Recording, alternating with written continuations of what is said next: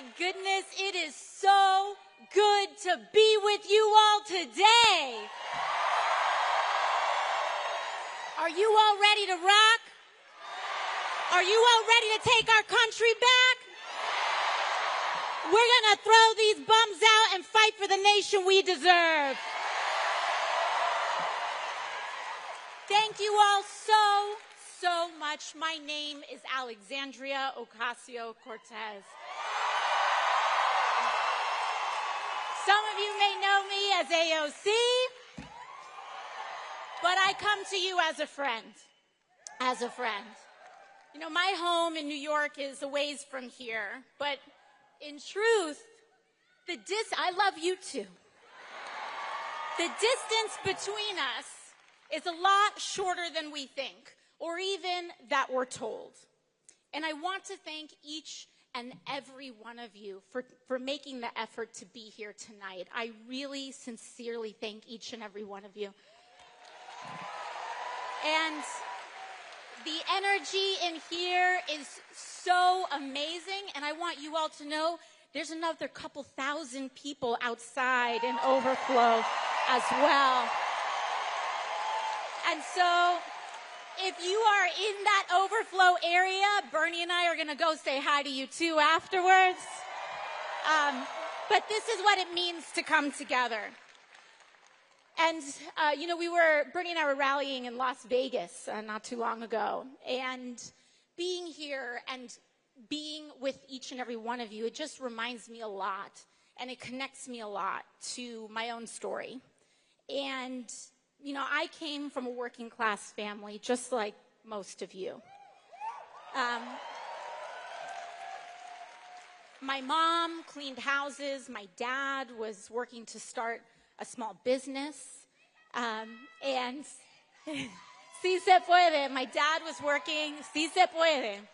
Because like many of you all, they did everything they could to struggle and scrap everything together just so that I could have a chance, so that my brother and I could have a shot. And we went to public school, and we worked as hard as we could. And when I was a teenager, my dad was diagnosed with a very rare form of cancer. And by the time I was 18 years old, he had passed away. And this is so emblematic. The thing about this experience is that while it is so impactful, it's actually not uncommon.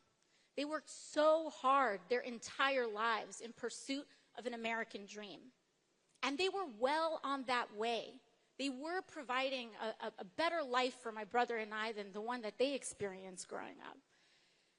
But then all of a sudden, you're just one event away from everything being ripped out from under you, from the rug just being totally snatched.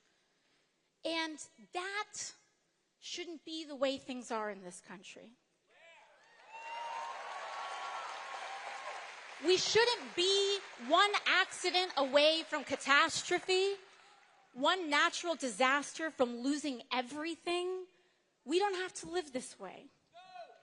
And in fact, we are all here together because we share in the frustration and the heartache that comes from watching people in power actively tear down or refuse to fight for everyday working Americans like us. We are here because an extreme concentration of power and corruption is taking over this country like never before. But we are also here because we know that a better world is possible.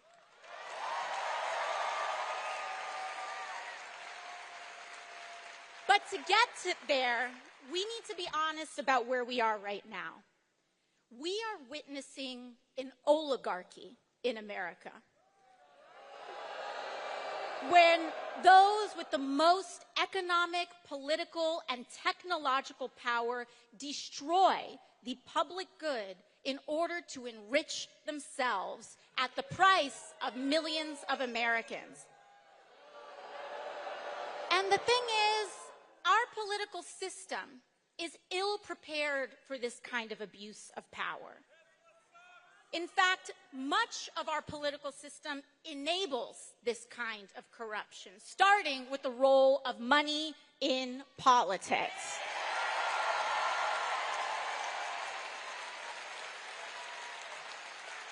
But I am here to remind you all that we are not powerless in this moment.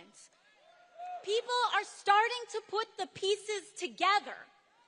And ironically, the most divisive forces in this country are actually starting to bring more of us together. And that's important. Because the same billionaires who are taking a wrecking ball to our country derive their power from dividing working people apart. They specialize in getting us to turn on one another along lines of left or right, of race and gender, of status, of creed, of culture, of who you love. They will throw out every label and judgment and cultural debate in the book in order to keep us distracted, because the last thing they want us to realize is that the actual division in this country is between those at the very, very top and their endless greed, costing the lives of everyone else.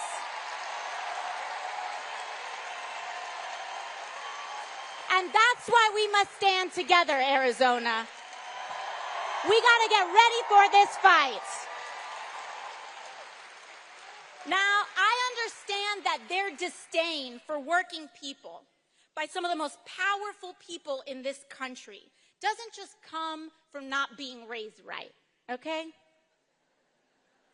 This disdain is shorthand for the right's entire political agenda and a certain ugly kind of politics in this country. And that is lying to and screwing over working and middle-class Americans so that they can steal our health care, Social Security, and veterans benefits in order to pay for their tax cuts for the billionaires and bailouts for their crypto friends. And you know what, Arizona? There's a certain kind of word for this kind of thing: corruption. And I understand what it feels like to watch all of this stack up. From how overwhelming and brazen all this selfishness is, the constant headlines and notifications dismantling the Department of Education, trying to end birthright citizenship, the things that make us American. I understand how overwhelming it can feel. And it can make even the best of us want to give in to despair, to feel tired, to feel like there's not much worth fighting for. Because when the system is stacked against you, it's hard to feel like anything you do matters. It's hard to feel like we matter in this democracy. And it is easy to give in to the despair. And I can tell you, I know that when I was waitressing and struggling to put food on the table, for a while there, I did. I tried to stop caring. I tried to just keep my head down, work my shifts, and accept that this is just how things are. But that is no way to live, Arizona. It's no way to live. What I do know is that we don't have to live like this. And in fact, we cannot live like this anymore.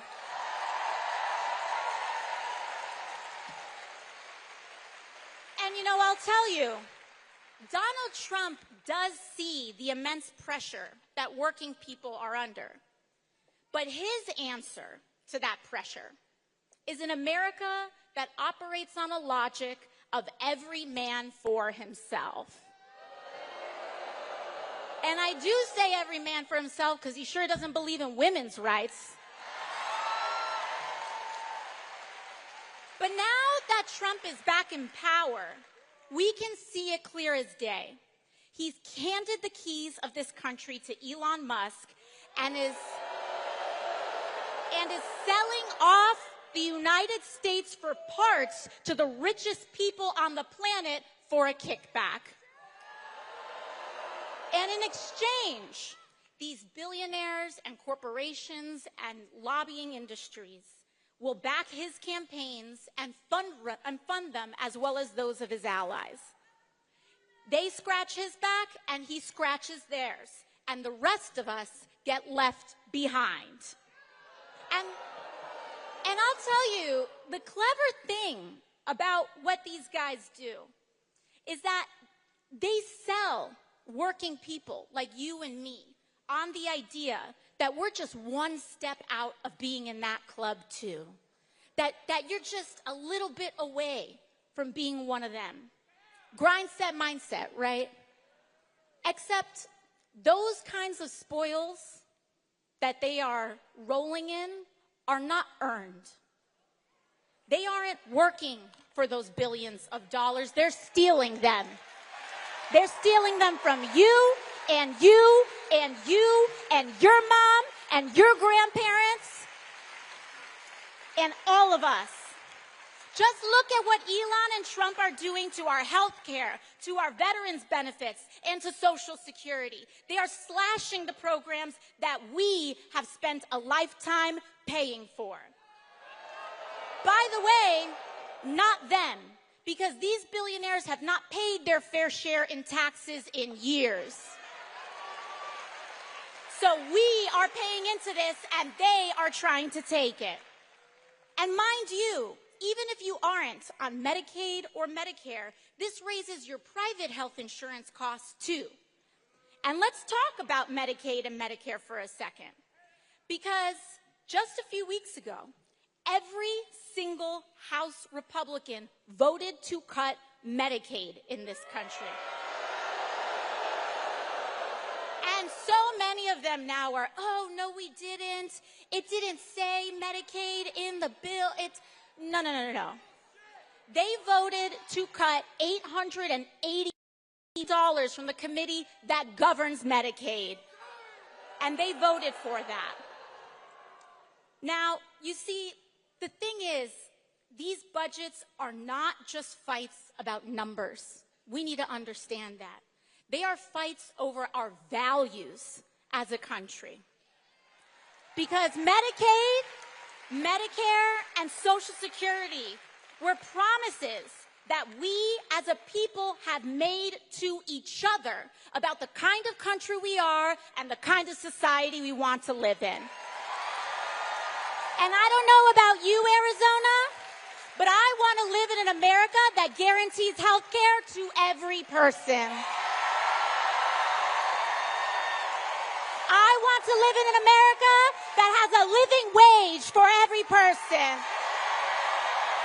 I want to live in America where you have free speech to express yourself and not be afraid of getting put on a list or deported. But these promises that we've made, they are not promises from politicians to the people, or they're not charity from billionaires to everyday Americans. They are promises we have made to each other. Neighbor to neighbor, friend to friend, teacher to student, family member to family member. That we want to live in a society that is not depraved, not every person for themselves, but all of us standing together. This is the promise that we make to each other as Americans. And to me, the strength of our country is not only measured by the height of our best days. The strength of our nation is about who is there for you and what happens on your worst day. And that's why I'm here for you with you today. Because I want to share with you exactly what I mean.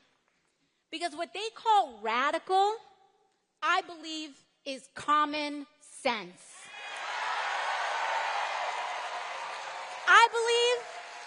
that in the wealthiest nation in the history of the world, if a person gets sick, they shouldn't go bankrupt. Common sense.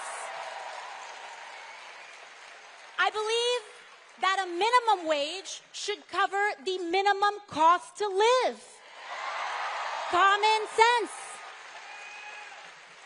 And by the way, we should also see that not paying a living wage is actually a form of corporate welfare too. Because these big companies like Walmart and Amazon often rely on food stamp programs and public coffers to cover the wages that they won't pay to people. I believe that homes are not slot machines for investors and big banks to extort working families out of every last dollar that they have. A home is sacred. And when your landlord doubles your rent overnight or housing prices skyrocket because Wall Street treats our housing market like a casino, your government and your public servants should fight to help you keep an affordable roof over your head. I believe that our elected officials should take on abuses of corporate greed everywhere they find it. We must get big money out of politics. That is how we make clear that our country is not for sale. And Arizona, that is why I don't and never will take money from industry lobbyists or corporations.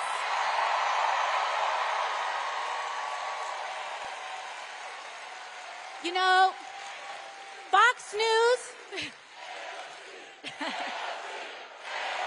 Thank you. Thank you. Thank you. You know, folks, Fox News would have, and the right wing would have you believe that these American values are something out of the Communist Manifesto. And that we believe these things because we went to some college and read them in a book somewhere. But I can tell you that I don't believe in healthcare, labor, and human dignity because I'm an extremist. I believe these things because I was a waitress. Because I scrubbed toilets with my mom to afford school. Because I've worked double shifts to keep the lights on. Because I did lose a parent to cancer as a kid and had to see my mom open the hospital bills a couple days later. Because on my worst day, I know what it feels to feel left behind. And I don't want any of us to live like this anymore. We deserve better, Arizona. We deserve better than this. And let me tell you something. This isn't just about Republicans either. We need a Democratic Party that fights harder for us too.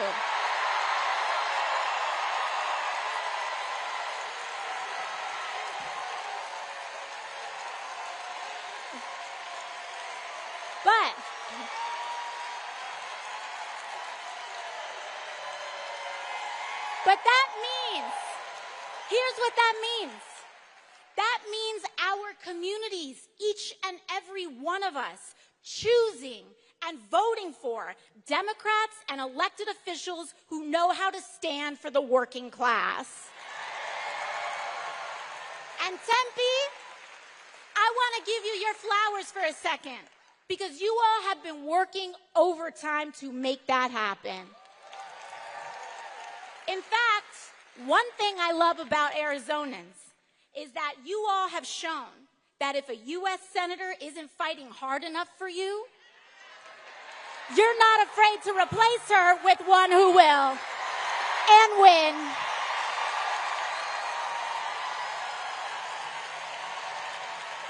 And that's how you got two fantastic senators in Mark Kelly and Ruben Gallego. And that's not all.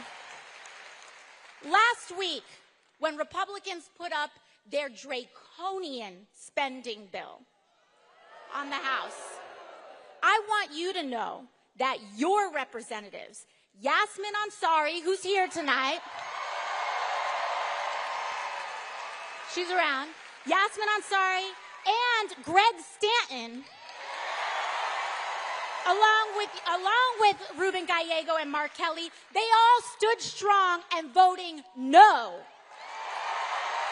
against the DC pressure and said we will not agree to a spending bill that cuts billions from working people. But the thing is, we need more people like them with the courage to brawl for the working class. But you know what?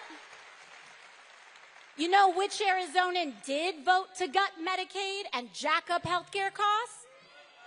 David Schweikert. So, folks, you know what that means. We need to come together and spend every day for the next year and a half working to educate other Arizonans and give Schweikert the boot and replace him with a brawling Democrat who will stand up for Arizona.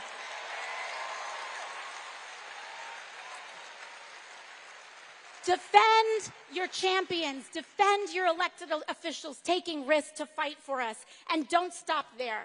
I want you to look at every level of office around and support Democrats who fight, because those are the ones who can actually win against Republicans. But beyond elections, our bigger task is to build community. Block associations, volunteer groups, PTAs, church organizations, causes all around you. This is the connective tissue that can dismantle fascism. Because community is the most powerful building block we have to defeat authoritarianism and root out corruption.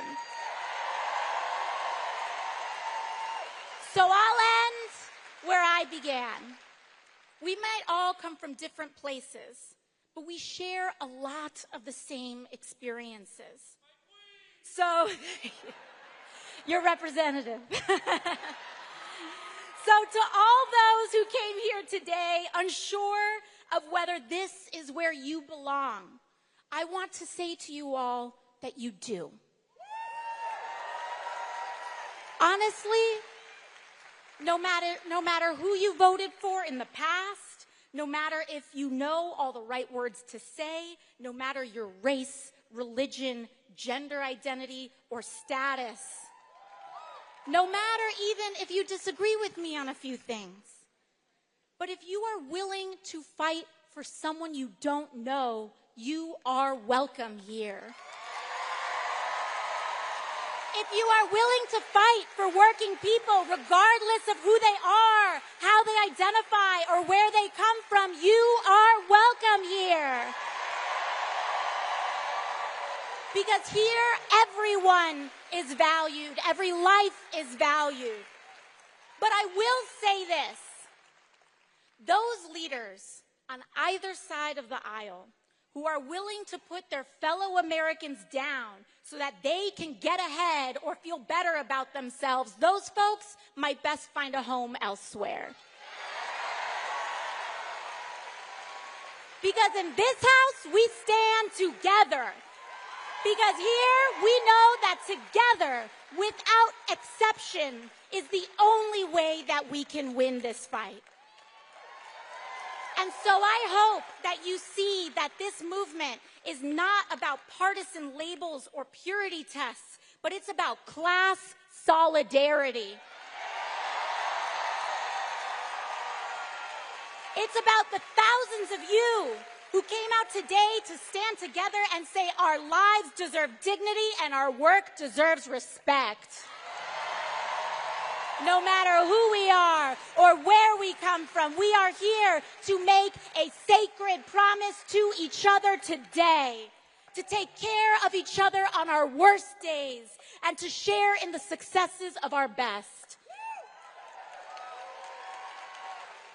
so with that, I want to introduce to you all a man who has spent his entire life trying to bring us together. You know, I know that one of the things that inspired me to run for office for the first time is that when I saw Senator Sanders on television, and I was wiping tables down and saw the TV on and saying every person in this country deserves health care as a human right. And I know it made me feel almost for the first time that this isn't something that we should earn. This is something that should be afforded to all of us because we are human. Because we are human. And I just want to thank him, and so let's give him the most earth-shaking round of applause. When we come out, everybody, Senator Bernie Sanders.